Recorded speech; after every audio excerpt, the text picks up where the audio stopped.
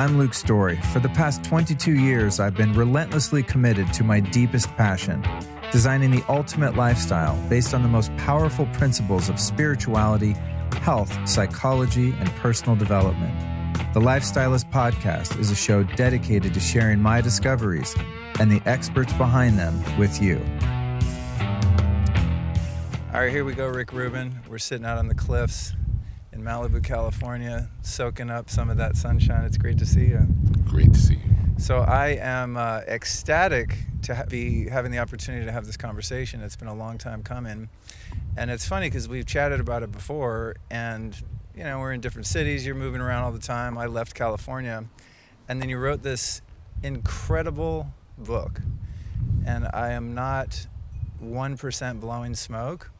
I didn't even know you were working on it for all these years because you're so low-key. I never have any idea what you're doing. You're producing all these albums and writing books, and I'm like, oh, cool. So you sent me the book, and you know, I'm in a creative process right now with a book of my own, and it's been so helpful. Oh, great. I mean, yeah, so I can't wait to dig into that. Amazing. But I noticed something when we were in your house. I went into the bathroom, and you had all the blue light taped over with bread. And I was like, I rarely go into someone's house and find that they've adopted that habit.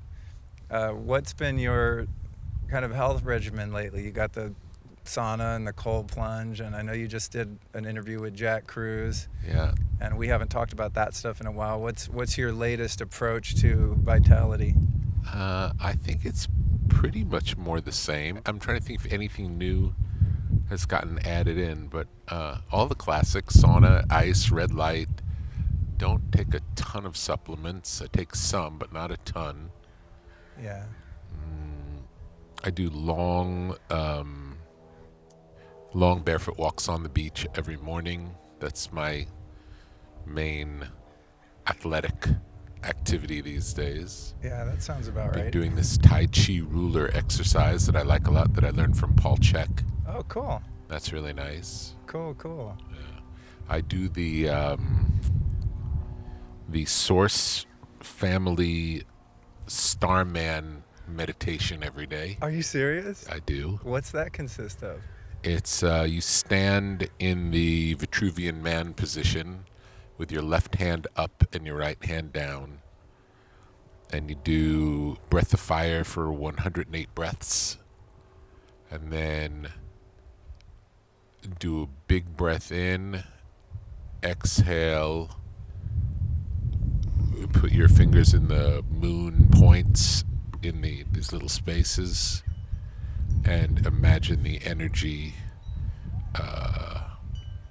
leaving your body into the ground.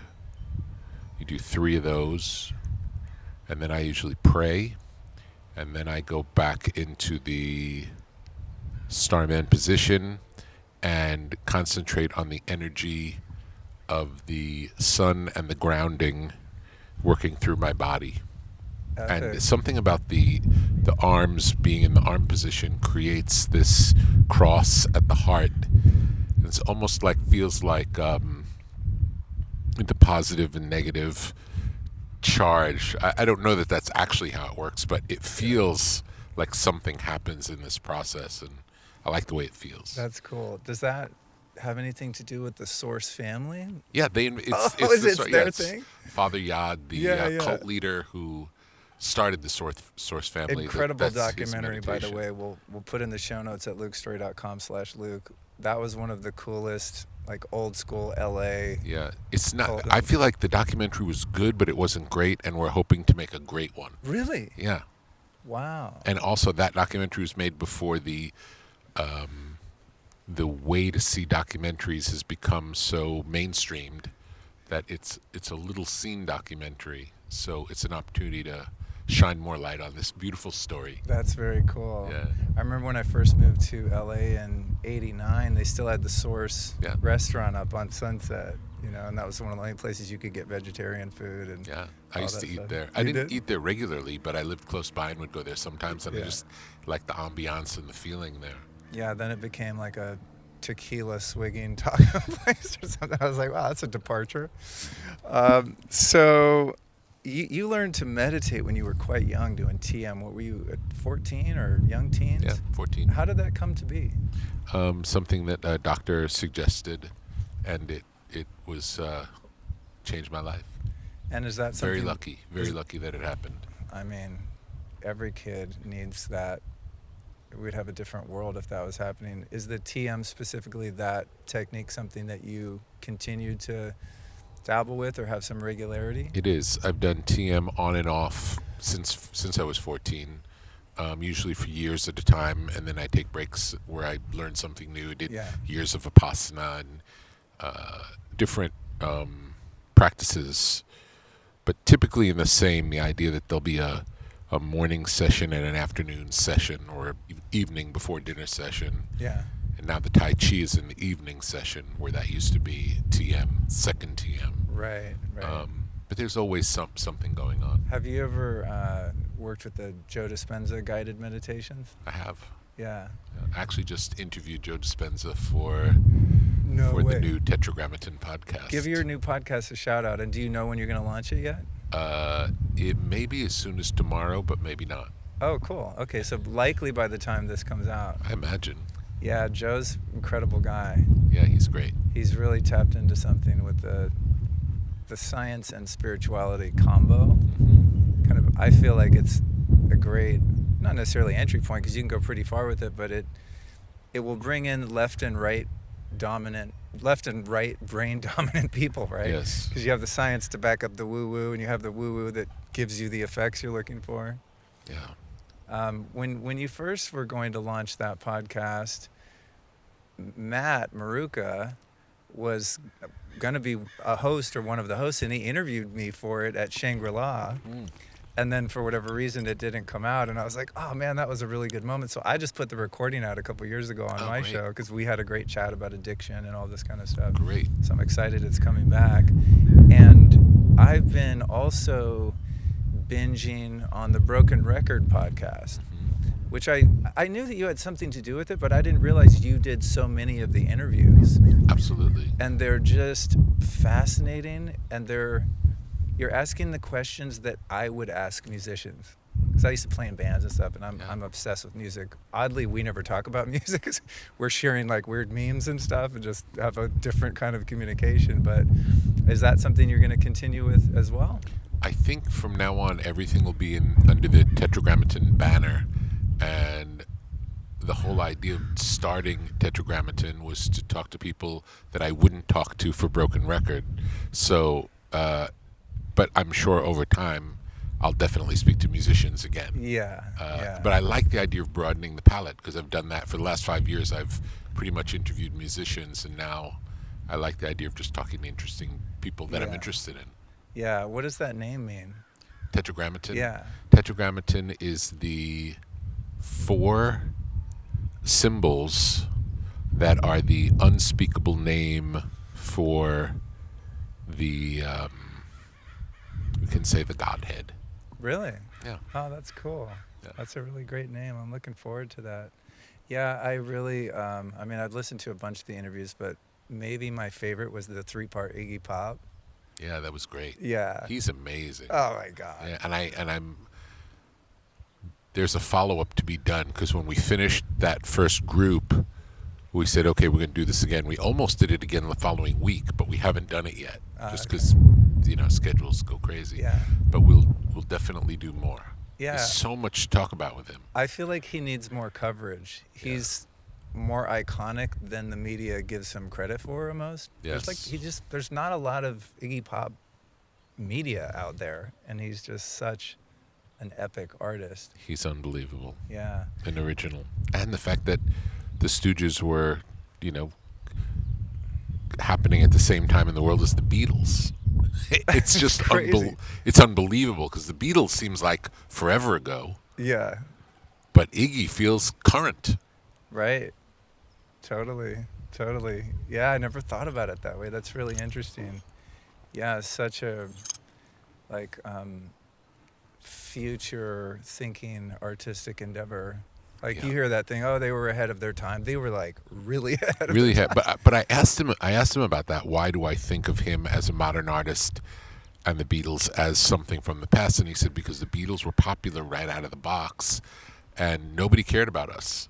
So in a way, by nobody caring about us, the Stooges, we don't have as strong of a timestamp associated with them. They're just something that's been in the air, but they didn't have a moment. Right. So we think of the Beatles' moment as 64 to 1970. I think they broke up. Yeah, that's interesting. Yeah, I guess it seems like that when someone takes that long to really catch on, right? Yeah. It's like they have more of a lifespan, even though there's only a few albums to speak of. Yeah, but then all the solo Iggy albums are so incredible. Yeah. Just unbelievable character. Yeah, Lust for Life is probably Yeah. my all-time favorite work. It's you did. beautiful. When I was playing music, I was not that successful at it, which is probably why I don't do it anymore. But I had one session once where Hunt Sales was the drummer. Wow. And I was just, that's the Lust for Life drummer, you know? It was one of the coolest moments of that period, yeah. And he was the drummer in David Bowie's And Tin Machine, yeah. Yeah, Tin Machine. Yeah. Well, I could talk to you about music all day long. You already have a bunch of podcasts about that. And I want to talk about the creative process you outline in the book. But there's actually two things in music. One is, back in, must have been 88 or 89, I was really into the cult album Electric that you produced, right? Yeah. And I didn't even realize that until, I don't know, a while ago. And then I was in LA on Melrose at like Retail Slut or one of those indie record stores, and I found a bootleg of the Cult Electric's first version. Yeah, before I worked on it. Yeah, that was all echoey, and it sounded like their previous album. Tons of reverb, just drenched in ambient sound, and then Electric was this really dry sort of AC/DC, very direct, not a lot of effects, and killer tambourine, really loud in the mix, which was interesting. So I've always been curious, like, what role did you play in just changing that sound so dramatically? The Cult Electric was the very first rock album I ever produced. Oh, okay. And I was still living at the dorm at NYU, and we recorded it at Electric Lady, which is right down the block. It was a 2-block walk from my dorm room. And I think it's the first album first thing I ever recorded in a proper recording studio. I'd already produced some hip hop records, but in very questionable spaces. Yeah, But Electric Lady is proper. very much so. And the Cult had heard hip hop records I had done and asked me to remix 2 songs. In their mind, their album was already done, and they asked me to remix 2 songs for their album. And they came from London to New York, and we went into Electric Lady, and we started remixing the songs. And I realized, based on the way the songs were recorded, I couldn't get the remix to do what I would want it to do. So I asked them to replay them. And they replayed them, and then once we did that, the experience was good, and I remember suggesting, well, we should just re-record the whole album, maybe just make a different album than the one that you made. Yeah. And they agreed.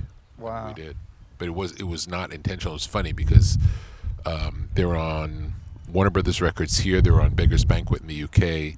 We didn't really have the budget to do. They had a budget to do the remix.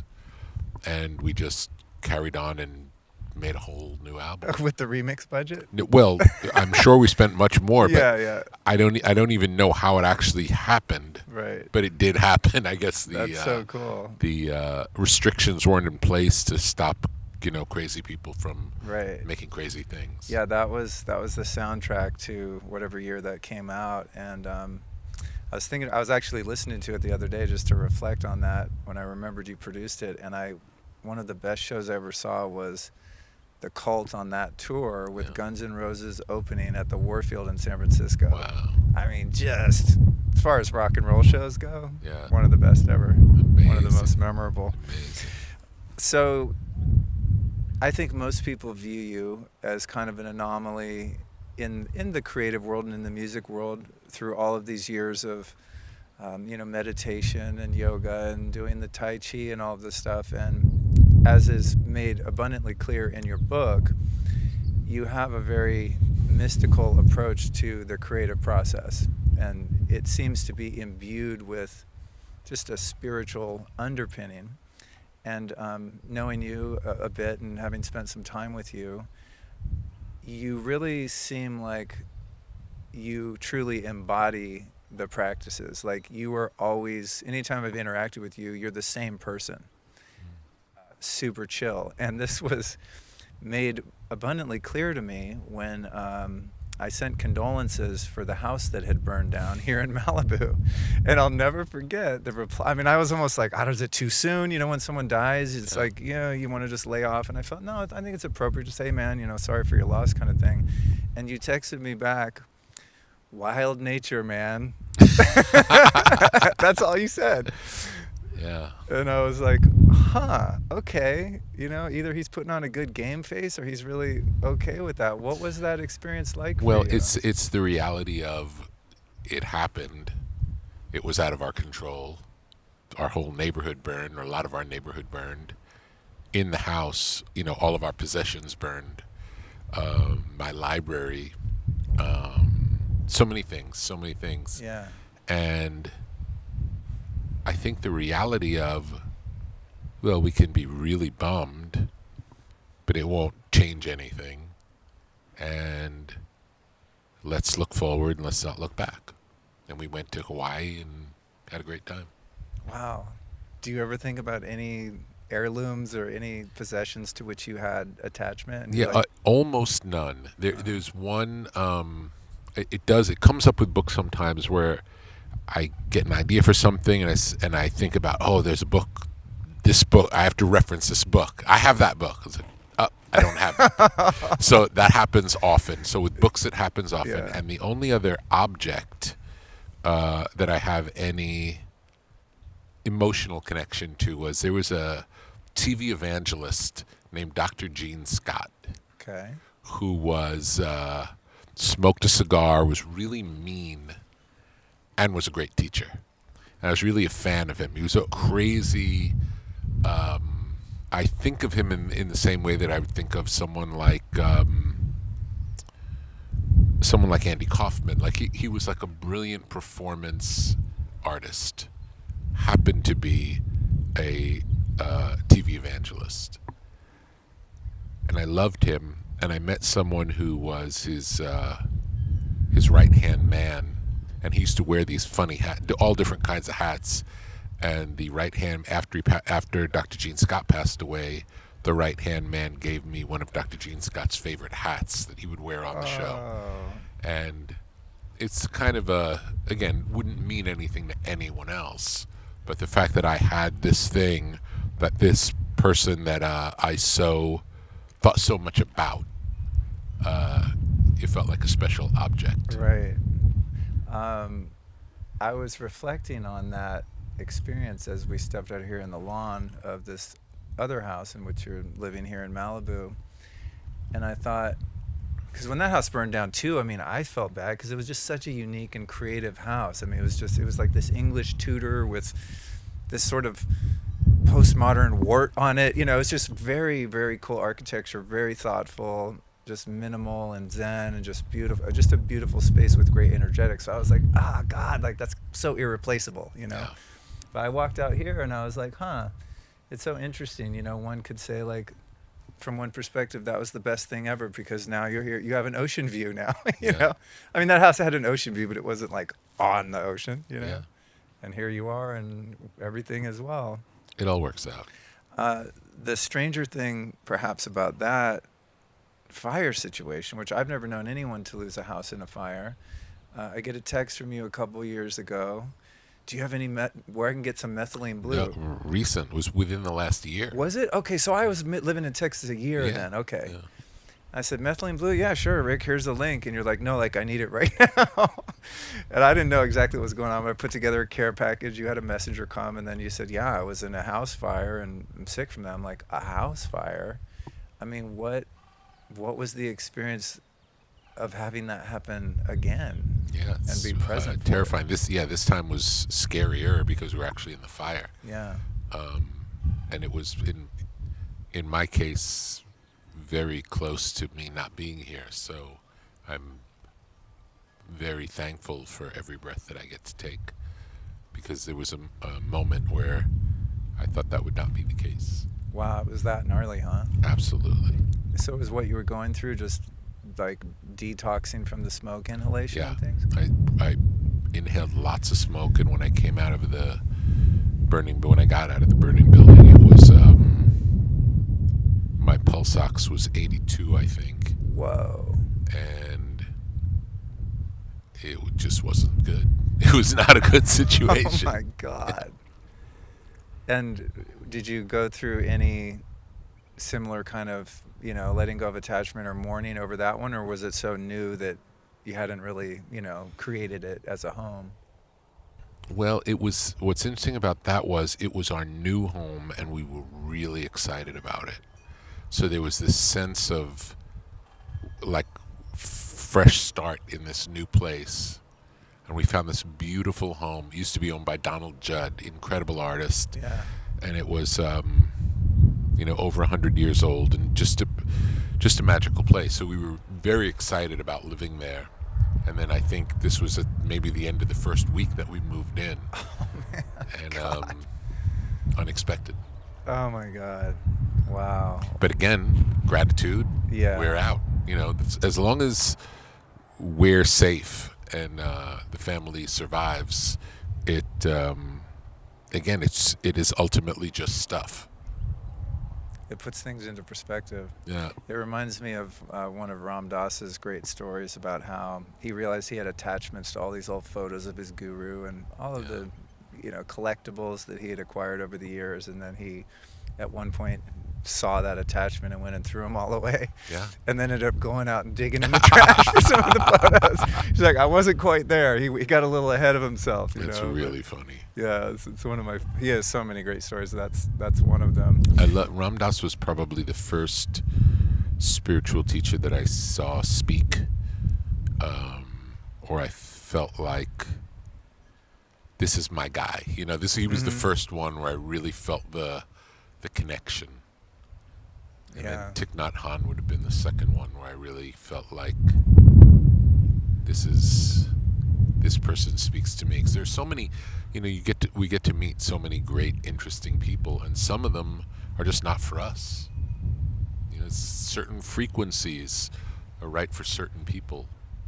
Have you noticed that as you go through phases of just having different taste in music or the arts, with spiritual teachings and yoga, that there might be a teacher that takes you to a certain level of understanding or development, and then it's not that it goes flat, but you just don't resonate anymore because you kind of get it, and then you find someone else who's at a different level. Yeah. I've had that happen a few times, and sort of felt a moment of guilt, like I should be sticking with this, but it's like I wore it out. I got everything I could. And I don't think there are any rules about this stuff. Like, we can see what feels good and try it on, and it stays interesting as long as it stays interesting. Yeah. Okay, so with the book here, which I always like to show the book in the videos. Yeah. It's called The Creative Act, A Way of Being. And as I was saying, first I got the audiobook. Even though you had sent it to me, I got the audiobook because I can digest things better that way at times. Me too. Really? I prefer it. Have you noticed, you're probably not on your phone as much as I am, but I feel like social media and phones have destroyed my ability to read a physical book. Have you noticed that? I think there's something to that. There's something to it. I also know that I like being able to close my eyes when I listen, and I can't do that when I'm reading. Yeah, it's true. Yeah, I also like to sometimes move, on my long morning walks, I always am listening to either a book on tape or a podcast. Yeah. Well, I tested that theory because I was just on a retreat with my wife in Central California, and there was no cell service, which I loved. There's no cell towers around, me and the EMFs. But it was really interesting. Within one day, and I brought your book with me, and in one day, I felt like I could start to read again. I was like, oh, shit, the old me, we're back. And so reading it has given me kind of even a deeper appreciation, because the way that the book's written is it reminds me of the Tao or Zen teachings. It's like so many of the short sentences, it's very minimalist. It's not wordy, right? Which when I write, I mean, I have to edit for days to like make it digestible.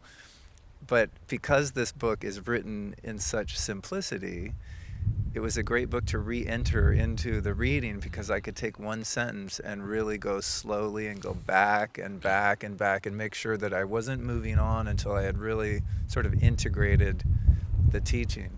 So it's been a really actually good timing for me to have something that I could dig my teeth into as I start to go, you know what, I really need to read. And you can't do that when you listen to an audiobook. You know, No, you're not going to be true. like rewind It's the true. whole time. It's too distracting. I do rewind a lot, though. I will tell you. You do on I do, audiobooks? absolutely do. And I listen a little slower than normal. I usually listen at 0.9, not all the way up to 1. Interesting. I listen at 0.9, and then I will rewind. What are you currently listening to? Anything tickling your fancy right now? Let me see. I was listening? I could tell you. A Swim in the Pond in the Rain. It's a book about writing. Oh, cool. And it's beautiful. I just started it. Cool. A friend of mine recommended it, and I'm loving it. What was the process of writing your book? I think you said that you'd worked on it Neil told me that it was 4 years in the making, but then I think I heard it was you. 8 years It in was the making. 8 years? Yeah. It was 8 years. Maybe Neil was involved in the last 4. Ah, okay. But it's been a long, long, complicated project. But it is exactly what it's supposed to be. So whatever it took to get there that's the way you get there. And I've heard you say that when you started talking about wanting to do a book of this nature, that some people felt that wasn't a great idea. Yes, everyone I spoke to. Really? Yeah. It was unanimous? Pretty unanimous. Yeah, And both then- I met with publishers, none of whom wanted that book. They still would have done it, but always with this idea that they could. It seemed like that they had in mind trying to convince me along the way to make it a different book, the book that they wanted, Right. the book that they wanted that they believed everyone else wanted. Which would be presumably a book about all these stories about your musical endeavors. Yeah, more of a memoir or stories about the people that I've worked with. But that's not what the book is at all. It's not about me, and it's not directly about my experiences. It is about what now, since working on the book, I've been able to distill about the experiences I've had into principles that would be helpful to someone else. And it's a different kind of a book. And even with the same information that's in the book, if I told you the circumstances that those principles came from, it would create more distance for the reader and those principles. If I told the story as Tom Petty did this, Right. then you think, oh, Tom Petty's a genius. Of course he did that. Right. You don't think about you think about it as a sensational story about someone who's amazing, Right. or Run DMC did this, or whoever it is. Yeah. It changes it when an artist can look at it this way. The way the book is written, it invites the reader to participate in the book. It's for the reader. It's not to tell stories about other people. It's written so that the reader participates in what's happening in this book. There are things for the reader to think about. And the book never tells you what to do. It invites you to think about it in a new way, or in a different way, or in a past way, or in a future way, or in a smaller way, or in a bigger way. Yeah. To change your relationship to the things that you're doing. Yeah. Well, that was one interesting part about it too. It's not very self-referential. Like there's very few times where you say, "Oh, and then I was doing this or that." Yeah, almost none. Yeah. Almost none. Yeah. I was hoping there'd be none, but the ones that are there do serve a purpose. Would it have been boring or redundant to you to write the book that everyone else wanted? It's just not interesting to me. I had no interest in writing that book. Yeah, yeah. I sense that about you. It's like, you're such a renowned, iconic person in the field of music and doing all of these incredible things, but you have a certain discretion and humility about you that is rare in the entertainment industry. Well, I know it's not about me. I know that. I know it's not, and I know it's whatever happens when you're creating things is about something much bigger than any of the people involved. It is a spiritual act. It is magic. It's not great because we're great. We may be persistent until it's great, Yeah. but we can't make it great. We can recognize it's great, and if we recognize it's great, then we can share it. Right. Well, And if we are working on it and we don't recognize it's great, we got to keep working on it until we recognize it's great. that was one thing that I really enjoyed. Have you read the book Bird by Bird by Annie Lamott? This writing your shitty first draft. It's kind of just, you get all the ideas out, they suck, they're sloppy, and then it's the process of refinement. And one of my favorite parts of the book is where you talk about that process of like, well, there's a few different formula that you lay out, but in one sense, generally, in other words, don't start to edit your work until you've gotten it all out. Can you speak to that a little bit? Yes. Because that's been a really helpful tool for me in all Yes. things creative. I know some artists who'll start a song, and then until that song is absolutely perfect, they can't move on to another song. And sometimes that works out fine and it happens quickly, and then other times they're stuck for days, weeks, months, and they're just stuck. And we don't even know if that's a song that matters in the context of Right. things. So we don't need to make every single thing we make great. The things we need to make great are the ones that we get to share. And we need to, maybe need's not the right word, we get to work on lots of different things. And then the ones where we have the most support from the universe become clear. We get to make lots of things, and some of them we find almost complete themselves, and other ones, no matter what we do, they fight us. Now, we can choose to fight with them as long as we want, and we can also at some point see, well, these other 5 are coming so easily. This one, I think it's a good idea, but I'm not getting anywhere. 2 different approaches. One would be to either get all the rest of the material that you can as far along as it can, and then come back around to the most difficult one after you have the momentum of making a lot of other things that you feel really good about. Then it's not, you're not a quarter of a way into the project and get stuck. When you're 95% through a project and you have the 5% left, it's much less daunting. Right. It's much less, and so much of what the book talks about are really psychological things ways that we undermine ourselves without knowing, and ways of tricking ourselves into making it easier. Well, I like that idea of getting the bulk of it done and leaving the thing you got stuck on. It feels like a leverage to me, right? Yeah, that momentum is a leverage. It's exactly what it is. Exactly what it is. Yeah, it's like when you're 20% in or 25% in and you get stuck, it's like, I'm never going to be able to finish this. But when you're at 90% done and you get stuck, like, I'm almost done anyway. Do you know what I mean? You realize this, maybe this part doesn't even need to be in it. Yeah. You get to decide that. Right. And you have more confident. You're coming from a more confident place to address it. And also less attachment to the ideas that came earlier and easier to kill your babies, as they call it, right? Yeah. I find that with editing copy. It's like when I'm writing something, I'll know, this is pretty wordy, but it's got to be in there. It's just so juicy. And then going back and realizing there were so many words that were unnecessary. I think that's been really instrumental for my process of reading your book. Is I think there had to have been more words in here. There were. Right?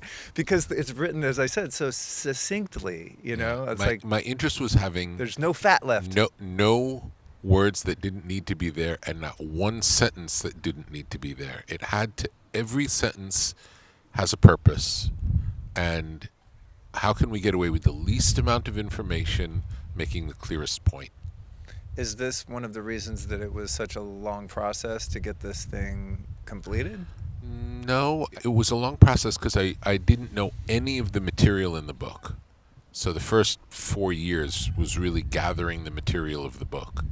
And then once I had all the material, I realized I had no idea what the form or the structure or the shape of the book. But there was a part of me that felt like it was already done 4 years ago when all of the concepts are clear to me now. I know what all this material is. But it was, 1,000 pages in no order of just ideas. Oh, wow. It wasn't from the beginning, nothing was done with any form. There was no structure from the beginning. It was looking at it. Sometimes I would come home from the studio and something good happened in the studio that day, and I would examine, is the thing that happened in the studio today applicable to someone else, or is it too specific? Was it a word choice that just worked, or is it some method that we used that, if you zoom out from the specifics of it, is a method that might be useful to someone else? So I was collecting those on a daily basis, anything that was working. And then once I had a bunch of those, I started looking back over choices made in the past and try to understand why they were made. Because in the moment, when making the choices in the moment, there's not a concept associated with it. It's just instinct. Yeah. So reverse engineering the instinct. Why? Yes, that worked. Why did it work? Why did that work? And trying to understand it. And then once I understood it, when it was possible to understand, once I understood it, is that something that's helpful to someone else? It's interesting that you refer to the book as writing it for the reader, right? For them to get some utility out of. But one of the things you also talk about in the book is how important it is for artists to really create art for themselves that they love and let go of the attachment of how it's going to be perceived or any monetary success, etc. Yes. And there was a David Bowie quote that I'll butcher, but something to the effect, toward the end of his life, someone was interviewing him about his career, and they said, do you have any regrets? And he said his only regret was playing to the audience. Yeah. Doing gigs where Yes. he's like, I got to put in China Girl or whatever, Yes. right? But he didn't really feel it, but he's like, Yes. well, that's what they want. Yes. And I found that really interesting. Yeah, well, I don't look at the book so much as an art project. It is, but that's its primary function from the beginning was, I'm doing this to be of service to other people. And as beautiful as the language of the book could have been, if it didn't get the reaction of somebody wanting to stop reading to go make something because they're inspired, Right. then the book's there's of no use. Because I'm not interested in flying the flag of how great anything is. This really has a purpose, Right. and it was from the beginning, and in the lineage of the books that have made me inspired. You mentioned the Tao. The Tao is a book that inspires me, and that was one of the thoughts from the beginning was a book about creativity that in some ways is like the Tao. It's not a version of the Tao. It doesn't follow the Tao. But the Tao invites you to participate. It changes. As you change, the Tao changes. Yeah. And I wanted a book that was as open and poetic as the Tao, where as you change, the book will change. It's not so specific. It's not so, and in that openness, it allows the reader to inhabit the book. And that was, again, done on purpose. Yeah. So in a sense, the book was written for you because your desire was to be of service to creators. It's true, and it's Essentially, a right? book that I wish I had. Like when I was 20 years old, if I would have had this book, I would have been dangerous. I know, I know. You know, I Yeah. wish I would have known this. Yeah. I wish I would have known it. There's another overarching theme in the book wherein, and you kind of alluded to this earlier, where the art is not originating in the artist. It's a matter of them being tuned into the field, like to the quantum, to the cosmos, whatever you want to call it. There's this sort of infinite record of information and data out there floating around, and the artist isn't so much responsible for creating it because it already exists. It's that tuning in. And it reminded me of a Keith Richards story where he talks about the riff for Satisfaction. I mean, maybe the most iconic rock and roll guitar riff of all time. And the story goes, according to him, that he was on tour, sleeping in a hotel room, and he dreamt that riff. Wow. You know this story? No. Yeah, he dreamt the riff, and they used to have those little cassette recorders, you know, laying around. And he woke up and hit record and went, bow, bow, bow, now, now, now, now, and fell back asleep. And then woke up and was like, oh, what was the song? And he had it recorded. I mean, who knows if he's telling the truth? It's a great story anyway, but it kind of speaks to that principle, you know, that it's like these ideas are out there. And that also to me is interesting because not only does the ego not get to take credit for a great work, but the ego doesn't beat you up for the critiques and the disappointment of how it's received either, because it's not really you doing it. Exactly true. Could you elaborate on, you know, your perspective on that a little bit? Yeah, there's two parts. We're antenna, and there's our subconscious. And our subconscious is a store of everything we've experienced in our life. We may not remember it, but it's there. And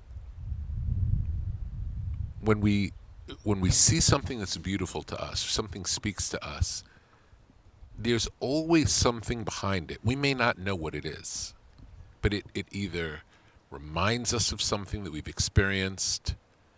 It connects to some old idea, even though it looks new when it's happening.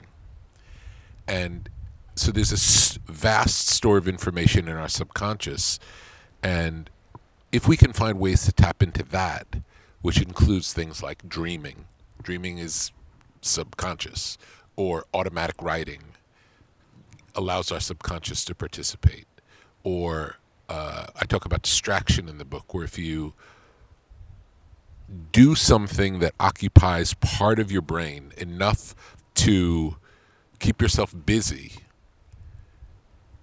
you can free up another part of your creative brain that if you're sitting focused trying to solve a problem, can be harder to solve. So if I'm tasked with solving a problem, I won't sit and try to solve it. I'll go for a swim, and I'll hold it loosely. I'll think of it loosely, and I'll be swimming, and first I might talk to myself about the problem a little bit while I'm swimming, and then very soon I forget, focusing on my breathing, and then 20 minutes into the swim, maybe, like a breakthrough comes. Yeah. But it's not when I'm looking for it. So much of it is letting go of the intellectual. I think the making of art is not an intellectual activity. The intellect happens after. Something happens by accident, and we recognize it's beautiful. We might then try to understand why it's beautiful, but the first thought isn't, it's beautiful because of this. Never. Right. We never know why to start. The explanation is always a secondary layover. And it may be right and it may be wrong, the secondary layover. Yeah. And that speaks to everything in life, is that we don't really know anything. And when we experience things, we'll have an immediate reaction to explain a possible scenario, to explain something that doesn't make sense. Something happens, doesn't make sense. We'll come up with some possible thin excuse for why that may have happened. And just as soon as we get to that point of, oh, maybe it's this, then we can let it go. And we do this all day long. Absolutely. And then later, Yeah. if we were asked about what happened, we would tell the thin excuse as what happened. We wouldn't get to, well, I don't know what happened. Some mystical thing happened. Maybe it was this. It stops becoming maybe it was this as soon as you move on. And it became, that's the story that's stamped in us. And it's made up in the instant. In the moment when we have that story, if we would say, let's come up with 5 other possibilities, we could do that at the same time, and they would all be equally valid. But if we don't do that, in the moment, one gets stamped in, and then that becomes the story of our lives. So we live our lives through a series of made-up stories, most of which are not true. Absolutely. Did you ever get into the work of Byron Katie? Absolutely. I interviewed her for the podcast. You did? Oh, yeah, man. for the new podcast. I interviewed her years ago for this one. I was so nervous. It was like I was interviewing, I don't know, a celebrity, or you know what I mean? Like, she is a celebrity to me, but I gained so much to what you're speaking to there from her work of, you know, the intellect says, this thing happened and I'm upset about it. Is that true? Yeah, it's true. Well, can you really know that it's true? Who would you be without that thought? You know, I got so much out of that perspective that you're speaking to now, because it applies to the creative process, of course, but also I observe just in day-to-day life, if I get a feeling that I can't quite identify and it's uncomfortable, I literally watch my mind go, try to make meaning out of it and create a story, because it's as if the intellect thinks if it can wrestle some logic around it, that the feeling will change. Yeah. You know? Yeah. When it often has the tendency to actually get you caught in the trap of it. Absolutely. When the fastest way through it is actually just really feeling, okay, this is really uncomfortable. I don't need to know why or what it means. Yes. It's just a sensation in my body that I have to just move through, you know? Yeah. But it's funny because I never really applied that to the creative process as you've done. It's really a universal principle. It's a universal principle, and something that can, the way you can get trapped in it is, let's say you make something, you don't really know what you're doing. You make something, it's really good. You come up with a story of what you think it was. It's made up, may not be. Mm-hmm. And now you live your life thinking, I know how to do this. This is how I do it. I know how to make good one. I know how to make good things. I did it that time. I know how I did it that time. And the story you have may have nothing to do with why it's good. And you get caught in these little traps of, it really comes down to any type of, I'll say, arrogance. The arrogance of thinking we know what we're doing. It gets in the way. Yeah. I think the safest place to start from is childlike, naive freedom. We don't know anything. We hold our beliefs very softly and see in the moment where what's happening in the moment. How does it make me feel? I may want to know why, and it may be knowable and it may not be knowable, and it doesn't matter. All that matters is you have this experience. All I know is I like this one. I like this one. And now I can mentally say, yeah, but if I do this, this, and this to it, it's going to be better. And then I decide that, and I put this, this, and this on it, and I look at it, and now I have two choices now. I can either look at it with the eyes of, I thought it would be better with this, this, and this. Now it has this, this, and this. Check, check, check. It's done. Or you could say, now I had this thing that I liked. and now I have this new thing. Is this new thing better than the thing I liked? And very often you'll find it's not better.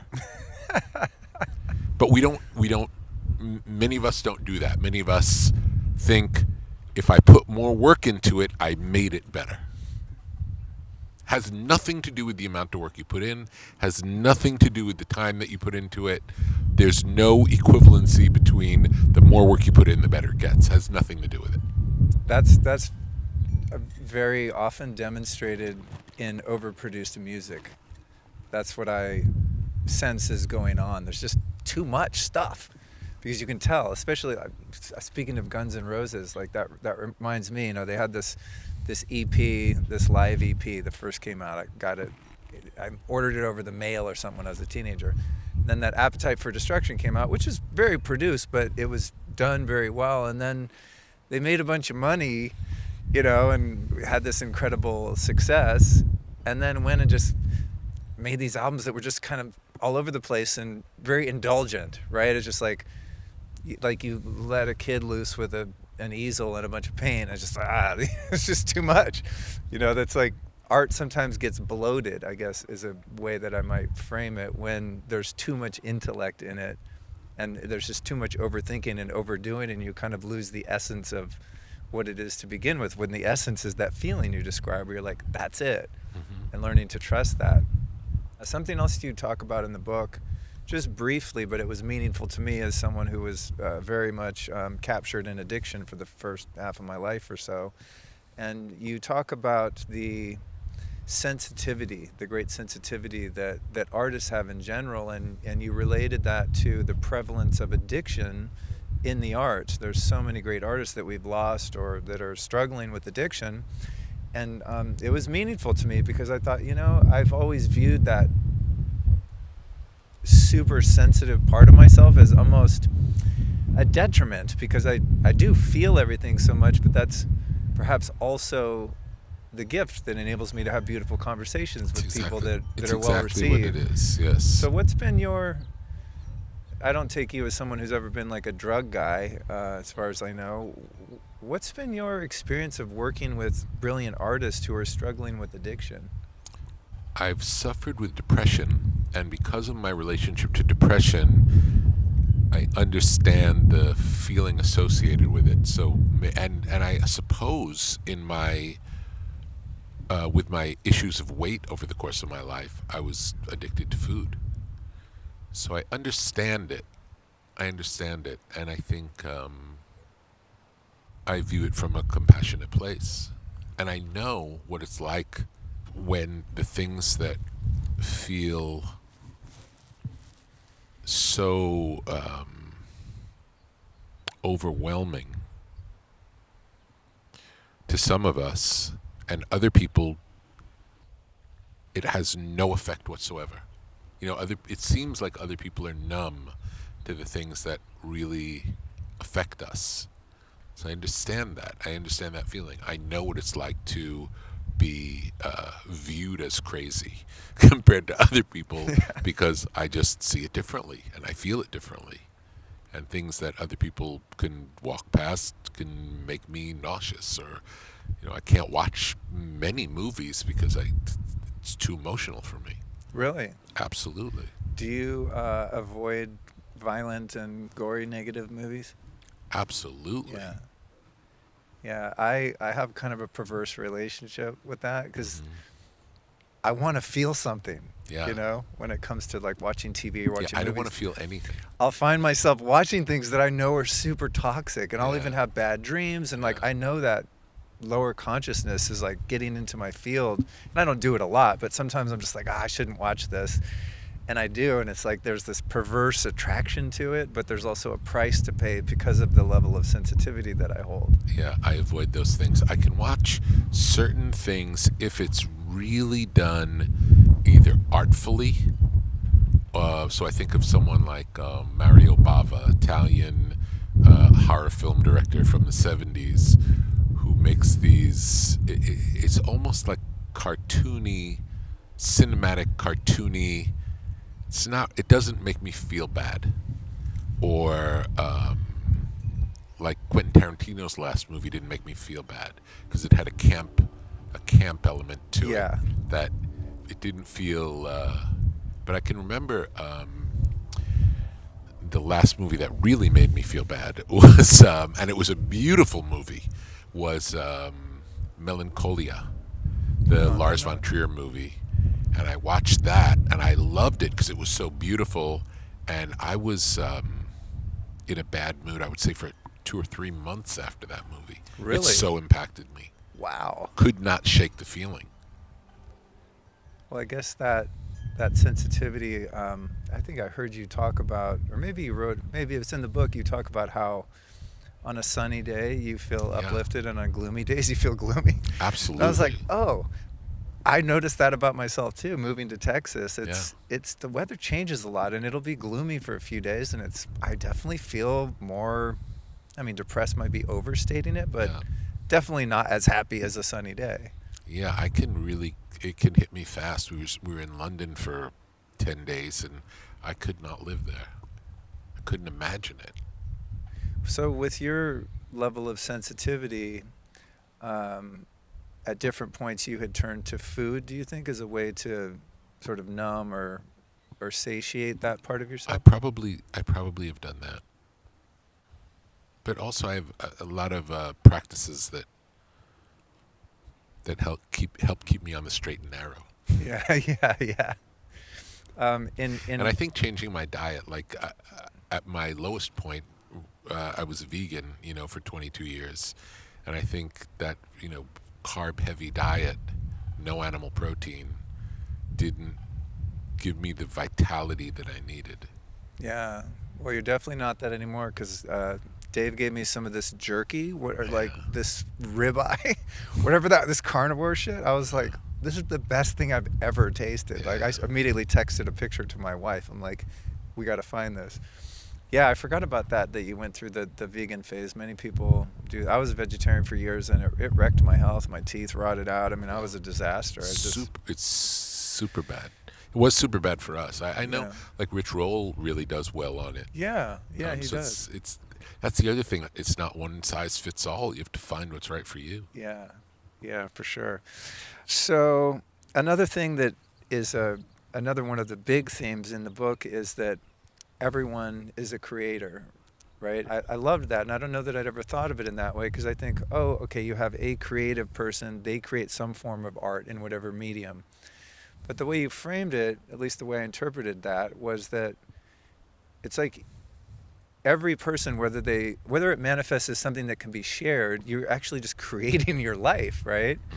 And so I thought that was a really interesting way to think about that, and also kind of opens up some of the value of the book for people who aren't an artist in the classical sense, not even a hobbyist, but just the way you would create, a business or a family or a home or Absolutely. anything. I think that's why the subtitle is A Way of Being. Yeah.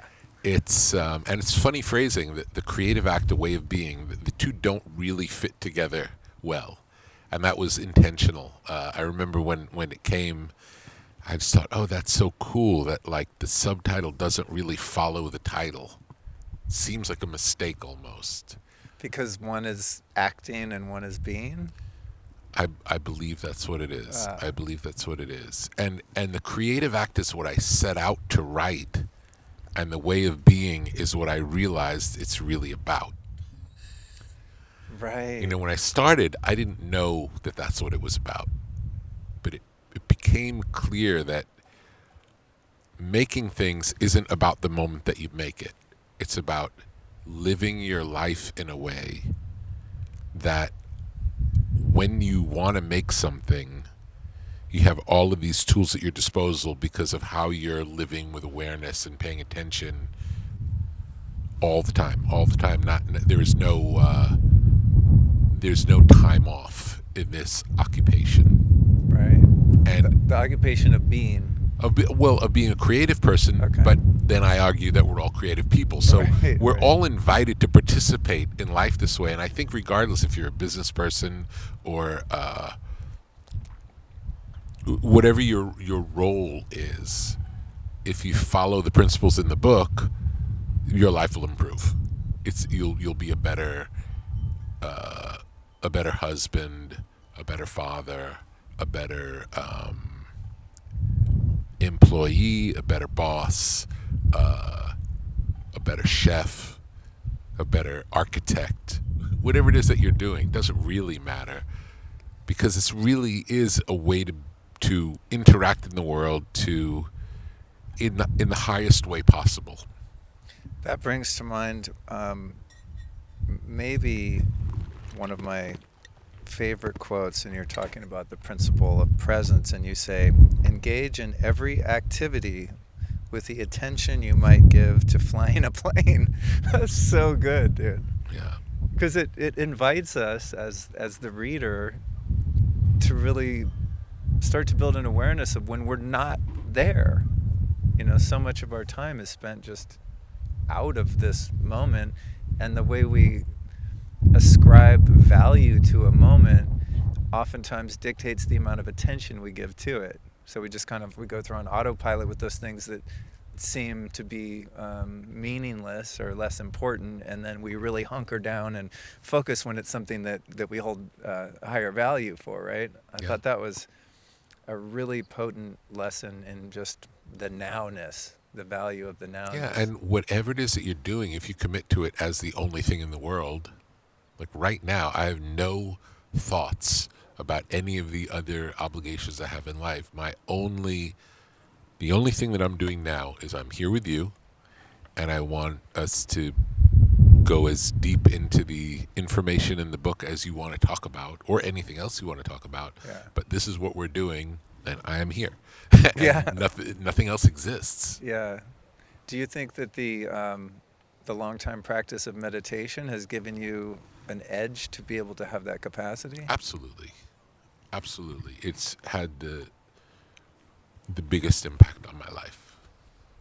And again, lucky. It's not anything I figured out or solved. It was purely luck that allowed it to happen, and grace that allowed it to happen. Yeah, especially at that age. And also the grace and luck that you actually took an interest in it, right? Because I'm sure many people said, my 14-year-old, you know, whether they're a parent or doctor or whatever, oh yeah, you should learn meditation. It's like, what? Trying to tell that to a little 14-year-old full of testosterone and piss and vinegar. It's like the last thing you want to do is sit and be still with yourself, you know? But I also loved the Beatles, and I knew that the Beatles meditated. And that was a good inspiration. Yeah, that is a bit of a turn on there. And also when you're a kid and you really don't know anything, you don't know who you are, getting quiet, focusing on a mantra, focusing on your breath, going inside, it doesn't come naturally, yet it feels really good. It feels really good, and it can give you a sense of grounded confidence in who you are in a way that few other things could. I imagine vigorous exercise could do a similar thing. You know, a dedicated practice of something physical. For those nuts that like to do that, yeah. No, but I would imagine it could do a similar thing. Totally. Well, that's, like speaking of Rich Roll, like endurance athletes, right? They have that flow state and they get in that zone. I've just never personally accessed it in that way. But I know for me, the practice of meditation has been so life-saving and life-changing because I find that I'm able to carry that presence throughout the rest of my day, right? In the beginning, it was like, okay, I put my 20 minutes in, then I'm just going to be insane the rest of the day. And then slowly started to see, I could approach this like I'm flying an airplane. I didn't contextualize it that way at the time, but to put it in your words, I find that I have a much greater capacity to just be here with Rick and hang out and have a chat directly because of the meditation. Yes. So it's like, this is a meditation right now. Absolutely. We just happen to be talking. But there's still kind of an awareness of this observer-witness consciousness that's observing the phenomenon of the conversation. There's someone watching me, a me watching me that's watching you and watching all of this transpire, which makes life much less painful. Absolutely. Yeah, when we can remove ourselves from the drama of life and see it with some perspective instead of being trapped in it. There's a beautiful meditation where you close your eyes and you imagine expanding. You expand your consciousness. Like if we were doing it now, we would expand our consciousness to the yard that we're sitting in, and then we would expand our consciousness to include the whole neighborhood that we're in, and then we would expand our consciousness to the whole town that we're in, and then maybe the state that we're in, and then maybe the continent that we're on, and then the whole planet, and then the whole universe. And we would take our time allowing ourselves to grow. And in that exercise, it helps the way I learned that exercise because I'm needle phobic. Oh yeah, And I forgot about that. that is one that if I need to have a blood test, for example, or something involving a needle, if I do that and if I expand my consciousness outside of myself and get to the point where I feel like a cosmic being, the body becomes so small and insignificant that the needle is less of an issue. You never got into the biohacks of the IVs and peptide therapy and all that stuff. I think I asked you about that one point. You're like, "What? I'm not doing that." Yeah, that's interesting. And blood I can get too, to the right? point now. I can get to the point now where I'll do. I usually get a blood test once a year, and when I get the blood test, once the needle's in, I'm okay. And then after drawing the blood, then I can get the Myers cocktail. Right, All right. the supplements put in. Right. Something you also cover, which is just such a huge issue for so many creative people, is self-doubt. And the way you frame it is, or one of the ways is, the inquiry of, are you doubting yourself or are you doubting the work? If I got that right. Yeah. And, as someone who's created all sorts of different art, I think that's been my biggest Achilles heel, right? Really? Is associating, even doing this podcast sometimes, if I'm running behind and there's just things are hectic and I'm not prepared, it's like, oh, am I doing this right kind of thing? But it's such a, I think the difference for me is if I'm identifying myself with the work, in other words, like the work is me, then I'm doubting myself and the work.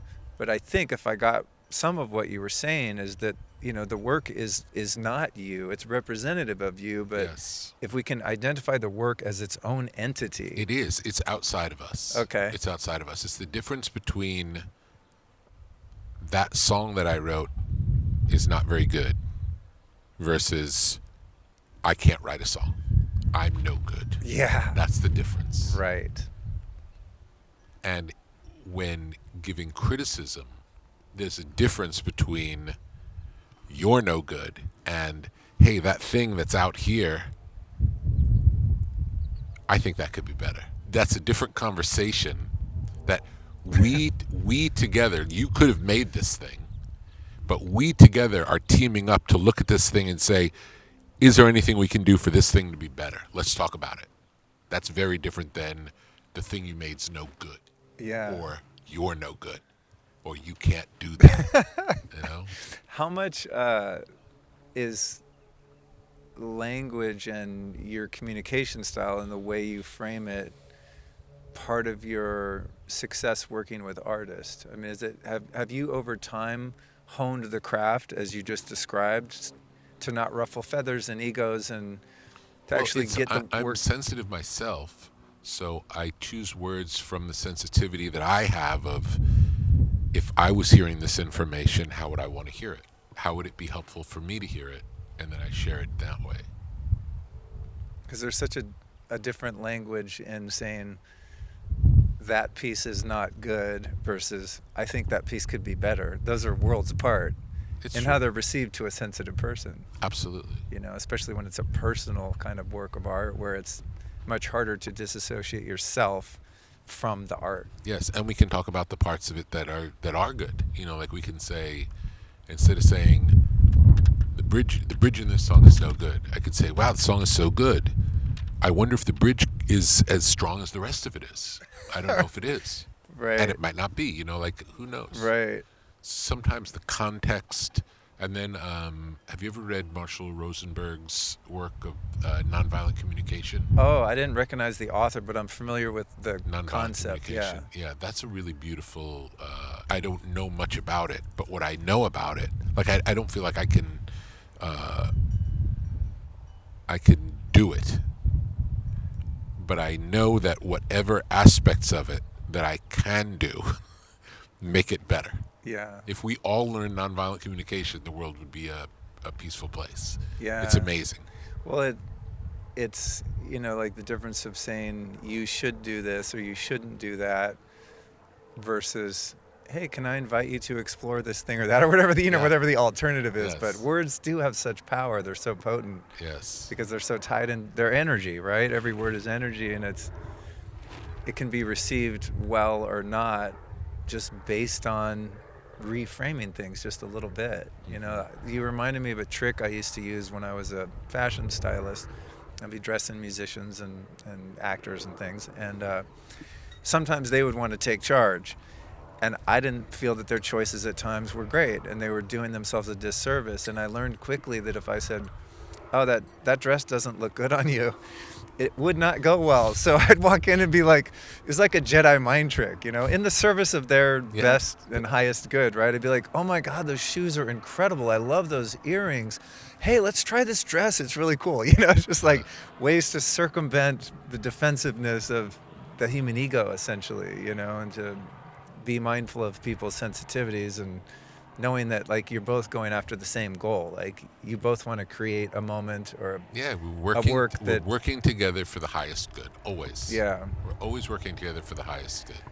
Oh, there's another thing along the self-doubt lines that is so helpful, and that is not treating the work that you're currently engaged in as your defining moment of your entire career or life. Can you speak to that a little bit? Because I think that's a real pitfall. I think that it's the safest way to view it is whatever we're making today is essentially a diary entry. It's a representation of what we see, how we see the world, to the best of our ability in this moment. And tomorrow it may be different. And in a year, it may be different. But when it's not uncommon for artists to think, this thing I'm making is the most important thing in the world. This is going to define me forever. And it's just not true. It's just not true. And it's not helpful to think that. Yeah. Well, Rick, it's getting chilly out here. But I want to take a moment to hey, thank you for making the time. I know you're only here for a couple days and you're a busy guy, so I really appreciate you dropping in with me. And I've always wanted to thank you, and this is really from my heart, for what you did for Johnny Cash and the epic contribution to American culture and American music. Like, it would have done the world such a disservice had those works you did with him not been created. Yeah. Just so powerful and so meaningful and timeless. It's truly a case of the universe allowing that to happen. I feel blessed to have had him in my life and to get to spend time with him. And it was a beautiful experience. And I feel so lucky that I got to be there. You know, I got to be part of it. Yeah. I mean, just that music is so special. And with an artist that's around that long, there's so many iterations and so many different producers and labels trying to rebrand them and all that. I really think that the collection of work you did with him was the best he ever did. Wow. I mean, that's beautiful. It's just the best. which Beautiful. I thought of the other day because I was driving through Bakersfield and I was like, oh, I got to listen to Merle Haggard. Yeah. I put on Merle Haggard and just went through the library, and there's all kinds of classic stuff where the recordings were great. But later in his life, he did kind of a minimal acoustic jam like that. Yeah. It was okay. And I had the thought, I was like, man, I wish Rick could have worked with Merle Haggard Me too. too. Right? And done the Merle's same kind of the same incredible. sort of approach, or whatever his Incredible. version of that would have been. Yeah, that's one of the best things that came from the Johnny Cash experience, was that other grown-up artists felt like, oh, maybe I can still do this. Maybe, because it's very much of a young man's game, music business. And when I met Johnny, he believed that not only that his best work was behind him, but his best work was long, long behind him. And he had already been dropped by 2 record companies. He went from being the most successful person on Columbia Records, the biggest record company in the world, to being dropped by that label. Oh, God. Brutal. Yeah. I didn't know that. Yeah, Oh, my and then God. he was on another label, and he got dropped from that label, and he thought he was done. Wow. Yeah, it's interesting too when an artist, in the music industry at least, is around for that long, and because it is a business, and you have this whole machine on the business side of it that is inclined to follow trends, right? And you see this a lot with country artists. Those, Absolutely. there's like their '80s albums with the big reverb drums, and you're like, it's from the '80s, and it sounds like shit, at least to me. Yeah. But it's got to be difficult for an artist to be around that long and have, all of this influence from the outside wanting them to kind of stay with the times when they're a timeless artist. Yes. It's an interesting phenomenon. Yes. You see so many of them. That was the case with Bill Withers. Like, Bill Withers was such a specific artist, so interesting. And he was in many ways like Bob Dylan. Like, he wrote these classic, essentially folk songs. And because of the color of his skin, the people at the record companies thought he's supposed to do this urban thing. Oh, yeah. And these people, the people at the record company also shared his skin color. It's not like this was a white and black thing. This was just like, oh, we got to keep up. We got to keep up with what's going on. Yeah. And it destroyed him, and he ended up stopped making music at the peak of his. Really? Oh, yes. I didn't know that. He stopped making music, and he just. It's like the system broke him. Oh, man. He's one of the greatest to ever do it. Yeah, I agree. That happened a bit with the blues too. Like in the late '60s, Chess would start putting out these albums where they get like a young white rock band, like a psychedelic band. Yeah. There's one called Electric Mud, Yeah, Muddy Waters one. I know it. It's like interesting. It's a pretty cool one. Have you ever heard the Howling Wolf one? No. Dude, I had it on vinyl, and you can't find it on CD or MP3, but you can find it on YouTube, like a long play of it, right? Yeah. It's called "This Is Howling Wolf's New Album." He I know doesn't it. like it. Yes. Uh, But he didn't like his electric guitar. yeah, he didn't when like got his that electric either. guitar Yeah. first either. That's Yeah. it. And it's like better than Led Zeppelin. It's like Led Zeppelin and Jimi Hendrix backing Howling Wolf, and it's one of the best albums to me of all time. It's really cool. But it's usually a failure when that is attempted. It's Yes. rare that when they try to take a classic, iconic artist and like bring them up to the times, it's like, it rarely comes off as authentic. Sometimes an artist will, start one way and then decide to change, and it really works. And the Right. best artists, talking about the Beatles, they always changed. They may have 2 albums that are similar, but then by the time they get to the whatever third one is, or the 5th, it's like a whole new band. It keeps becoming a whole new band. Yeah. When Radiohead made Kid A, it felt like a different band Right. than the band that made the Bends and OK Computer. That's true. Another band that is very much in that vein is Wilco. Yeah. Like they start out this really great kind of Graham Parsons-esque alt country band, and then get a little more electrified on being there, and then just go, we're doing our own thing, and remained cool and innovative and creative. You know, that they were a band that didn't lose me, even then when they went into genres that I wasn't particularly fond of. I still liked the way they did it. Yeah, that's a good point when people are successful in departures. All right, final question for you, my friend Rick Rubin. Who are 3 teachers or teachings that have influenced your life and your work that you'd like to share with us? Well, the Lao Tzu, the Tao, is a big one. Teachers or teachings that have inspired me. The Tao.